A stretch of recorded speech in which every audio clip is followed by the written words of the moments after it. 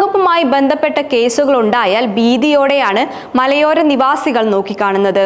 അബദ്ധവശാൽ തങ്ങളുടെ പുരയിടങ്ങളിൽ ഏതെങ്കിലും മൃഗം ചത്തു വീഴുകയോ പുരയിടത്തിൽ നട്ടുവളർത്തിയ മരം പിഴുതു വീഴുകയോ മുറിച്ചു മാറ്റുകയോ ചെയ്താൽ പിന്നെ വനം വകുപ്പ് ഉദ്യോഗസ്ഥരുടെ ക്രൂരതയ്ക്ക് തങ്ങൾ ഇരയാകേണ്ടി വരുമെന്നാണ് ഇവരുടെ ഭാഗം. കഴിഞ്ഞ ദിവസം കോന്നി കുളത്തുമണ്ണിൽ സ്വകാര്യ കൃഷിഭൂമിയിൽ കാട്ടാന ചത്തുവീണ സംഭവത്തെ തുടർന്ന് വനം വകുപ്പ് സ്വീകരിച്ചു വരുന്ന നടപടികളെ ഭയത്തോടെയാണ് പ്രദേശവാസികൾ നോക്കിക്കാണുന്നത്.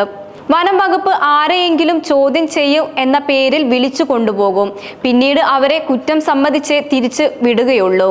ചിറ്റാർ കുടപ്പനക്കുളം പടിഞ്ഞാറെ ചരുവിൽ PP മത്തായിയുടെ ദാരുണ മരണമാണ് മലയോര നിവാസികൾക്ക് ഇപ്പോൾ ഭീതിയായി നിലനിൽക്കുന്നത്. 2020 ജൂലൈ 28-നാണ് മത്തായി മരിച്ചത്.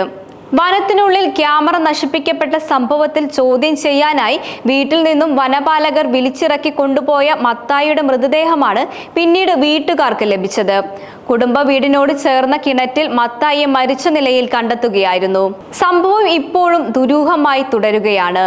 ചോദ്യം ചെയ്യലിനിടെ മത്തായി കിണറ്റിൽ ചാടി എന്നാണ് വനം വകുപ്പ് ഉദ്യോഗസ്ഥരുടെ മറുപടി.